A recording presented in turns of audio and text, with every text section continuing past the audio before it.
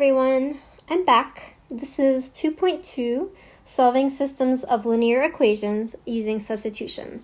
Now, as you can see here, I've chosen a particularly nasty set of linear equations, which are going to require a few steps before I can even actually get to the substitution part of this process. So I did that on purpose because I think it's nice to give examples that are more rigorous or difficult than anything you would see on the exam so that you're adequately prepared. So the first thing I have to do, if it's not already done for us, and as you can see it has not been here, is that I have to isolate a variable. X or Y, doesn't matter. I just got to pick one of those two guys and get that variable all by itself. Okay, and again, it doesn't really matter which one you pick. I myself personally think that I'm going to choose this X right here. I think that if I choose this one, it's going to work out so that I don't have any fractions. So let's try that.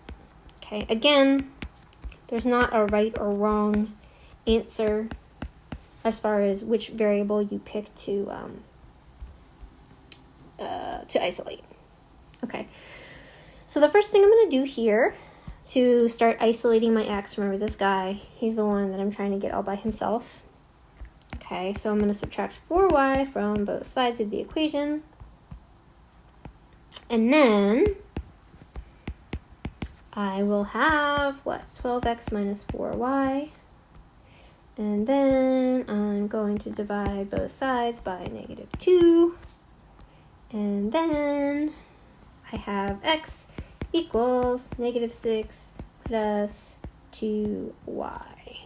Okay, and I think honestly if I had picked any other term to isolate, I think I would have ended up with fractions. Okay, and that's just me looking at it from my years of experience. Again, it's not wrong if you end up with fractions, it's just more work, right? So I have successfully accomplished this task. I have isolated my variable. Okay, so my second step is that I have to, as the name substitution implies, I have to substitute that expression.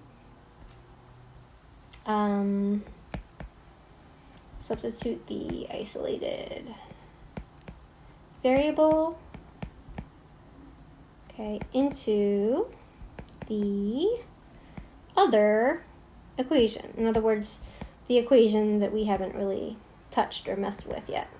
Okay, in this case, it's this guy right here. 5x minus 6y is -14. So, how should we do this? Let's draw a little squiggly line here. Okay, so I have 5x minus 6y equals -14. Okay, only this time, anytime I see an x, instead of writing an x, I'm going to use the substitution property of equality, and instead of writing x, I'm going to write -6 plus 2y instead. So I'll do it in a different color so you can keep track of what we're doing here. So you have -6 plus, oh, that looks weird. Let's erase it. Plus 2y. Is that right? Yep. Minus 6y equals -14. Okay. As you can see, I'm a little bit kind of sort of running out of room here. I'll probably have to go to a second page. But let's see how much we can fit on here. So I'm going to distribute this 5. So that's going to give us what? -30 plus 10y minus 6y equals -14. Okay, so at this point, hopefully you realize that it looks like there's some like terms in here. There's a plus 10 and there's a -6. So 10 minus 6 is 4.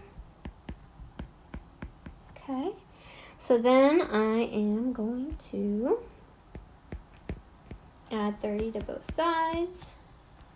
And then we have 4y is 16, which is good because that means that y equals 4 And I actually kind of sort of cheated before I started this problem when I graphed these two lines to see where they crossed, and they actually do cross at the point x is 2, y equals 4. I always like to make sure I know what the answer is going to be before I start these problems so that if I make a mistake, I can check it quickly.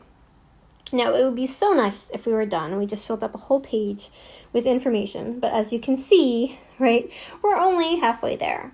So we have isolated our variable, we substituted the isolated variable into the equation, then we solved for one variable, right, and now what we're going to have to do, right, is we're going to have to solve for the other one.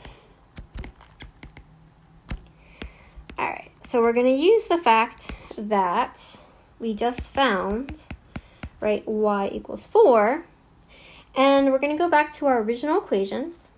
It's up here, right? And it doesn't matter which one we pick. So you can pick 5x minus 6y equals 14, or you can pick negative 2x plus 4y equals 12.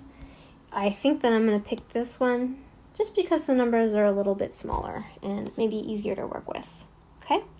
Again, totally your choice. You decide. So it's negative 2x plus 4y equals 12, okay? So we found out that y equals 4. So that means in this equation, wherever I see y, I'm not going to write y anymore. I'm going to write 4. Again, that's making use of the substitution property of equality. If you want to sound smart and fancy to your friends, you can start talking about that. I don't know how on earth somebody would work that into a conversation, but good luck with that. All right, so we're almost there. We have negative 2x plus 16 equals 12. We are subtracting 16 from both sides. We have negative 2x equals negative 4, which is turning out quite nicely, because I remember when I graphed it, I found out that x was 2. Bam. All right, so I always like to